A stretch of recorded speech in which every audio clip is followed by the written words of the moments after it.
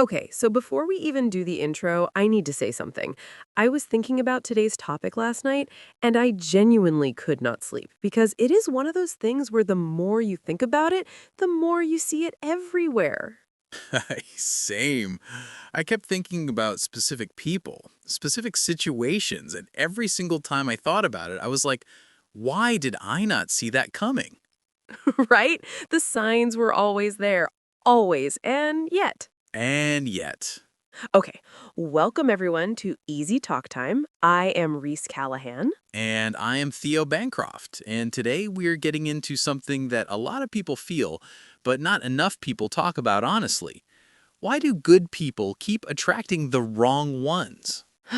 In relationships and friendships, at work, you are a good person. Kind, loyal, generous, and somehow you keep ending up with people who take everything you have and give almost nothing back. And this is not a small thing. This is a pattern that can quietly shape your whole life if you do not stop and look at it. So we are looking at it today. No filters, let's go. Okay, so let's start with what does this even look like? Because I think sometimes people do not recognize it while it's happening. They only see it in the rearview mirror. That's so true. While you're in it, everything feels normal, or at least explainable. You make excuses, you fill in the gaps with the best possible interpretation of everything they do. Tell me more about that, the gap filling. Okay, so imagine someone who texts you back 2 days late. A good person, a kind person, doesn't think, oh, they don't respect my time. They think, oh, they must be really busy. They have a lot going on. I should be more understanding. And then 2 days turns into a week, and the understanding keeps stretching. Until you have basically built an entire fictional version of this person in your head. A version that's thoughtful and caring and just going through something. And the real version is just someone who's not that interested. The fictional version. That's a really specific kind of pain, actually. Because you don't just lose the real person, you also lose the person you thought they were. And that one hurts longer. It really does. I had a friendship, this was a few years ago, where I genuinely believed this person was one of my closest friends. I showed up for everything. Every hard moment, every celebration, every time they needed someone at midnight, I was there. And when you needed them? Crickets. Not always, not obviously. It was subtle enough that I could keep explaining it away. They had a lot on their plate. They weren't great at emotional stuff. They needed me to lead in the friendship. The amount of mental gymnastics we do to keep people in our lives who haven't earned the spot. Mental gymnastics. Gold medal level sometimes. Okay, so here's the real question. Why? Why does this keep happening to good people specifically? Because it's not random. There's something about being a genuinely kind, giving person that seems to attract a certain type. I thought about this a lot, actually, and I think part of it is that good people are easier to be around in the beginning. Like if you're warm and giving and you naturally assume the best about people, you're not hard to get close to. You don't have a lot of walls. And someone who wants to take advantage of that, or who just unconsciously takes more than they give, they're drawn to that open door. Because there's no resistance. A good person gives them room, gives them grace, gives them time, gives them second chances. All the things they haven't earned, but graciously accept. Graciously accept. That's generous of you.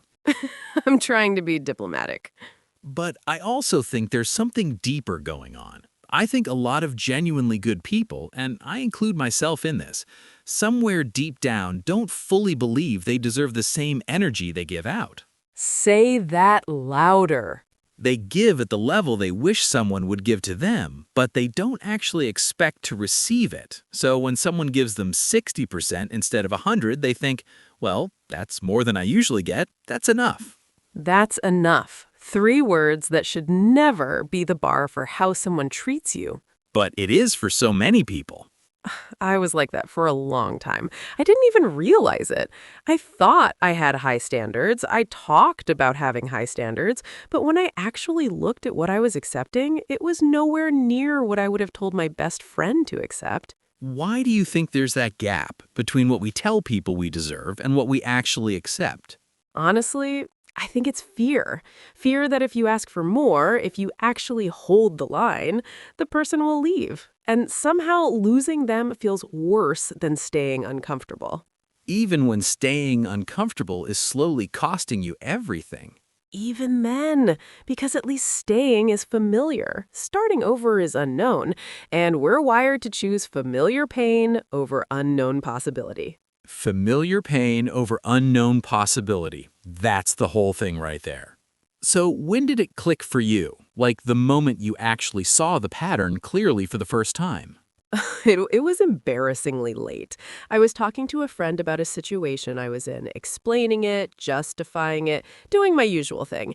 And she just looked at me and said, Reese, you have told me this exact story 3 times. Different name, same character. Same story. Different name, same character. And I just sat there because I realized she was right. I had been so focused on the specific details of each situation that I never stepped back to see the pattern. The pattern is the thing, not the person. Exactly. The person changes, the dynamic stays the same. And that means, as much as I don't love admitting this, the common denominator is me. Not in the sense that I caused it, but in the sense that I kept choosing it. Oh, that's a hard thing to sit with because it's so much easier to say, I just keep meeting bad people, than to say, I keep letting in people who are not right for me and I need to understand why.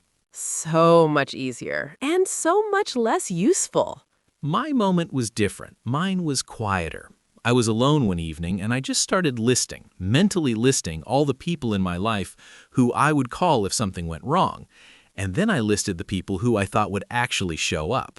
Okay, so let's talk about the other side because this conversation could get heavy if we let it. What actually changes the pattern? And I do not mean surface stuff. I mean what actually shifts something deep enough that you stop attracting the same type. I think the first thing, and this sounds almost too simple, is that you have to get honest about what you are actually accepting. Not what you say you accept, what you actually let slide, what you excuse, what you keep forgiving without requiring any change. Because until you see it clearly, you cannot change it. You are just reacting to situations instead of making actual choices. And then I think the second thing is you have to raise the cost of entry. Not in a cold way, not in a walls up, test everyone, trust nobody way, but just it should take a little longer before someone gets access to your most generous, most giving, most open self. Because that version of you is valuable, and valuable things are not just handed to anyone who shows up. Right, you should have to earn that. Not through games or manipulation, just through showing up consistently, through being the same person on the hard days as on the easy ones. And I think the third thing, the one that took me the longest, is learning to be okay with someone leaving because you asked for more. Ugh, that one is brutal. It is brutal. Because when you raise your standards, some people will not meet them, and they will leave. And part of you will want to call it a failure, but it is not a failure. It is a filter. A filter? That's good. Thank you. It took me 3 years of therapy to get there. Worth every session, apparently. Every single one. But honestly, the moment I stopped being so afraid of people leaving is the moment the quality of my relationships completely changed. Because I stopped filling my life with people just to fill it. You stopped tolerating the wrong ones and made room for the right ones.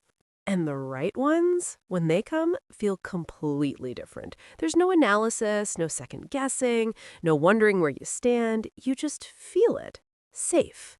Seen. Not managed. Not tolerated. Actually wanted. That is what everyone deserves, and so few people actually have it because they're too busy holding on to what they should have let go a long time ago.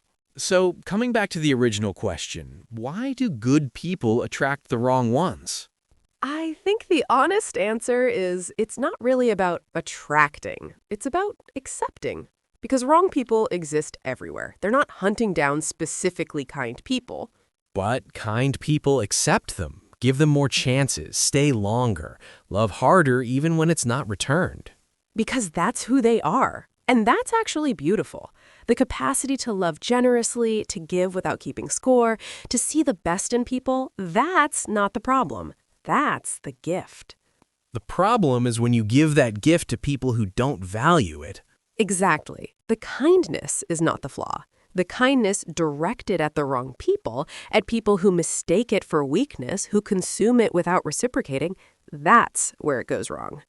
And the shift is not becoming less kind. It's becoming more discerning about who receives it. Protect your kindness, not from everyone, just from the ones who take it for granted. If I could go back and tell my younger self one thing, it would be that. Your kindness is not unlimited, and it should not be free for everyone. Give it to the people who give it back. So many of us learn that lesson much later than we should have. But we learned it. That counts for something. That counts for a lot, actually. Before we wrap up, is there anything you want to say to someone listening right now who's in the middle of this, who recognizes themselves in everything we've been talking about? Yeah, I want to say you are not too much. You are not the problem. Your kindness, your loyalty, your love, those are not flaws. They are the best things about you. And the fact that someone didn't know what to do with them says everything about them and nothing about you. Nothing about you. But also, and this is the part I wish someone had said to me earlier, you are allowed to want the same energy back. You are allowed to notice when the giving is one-sided. You are allowed to leave.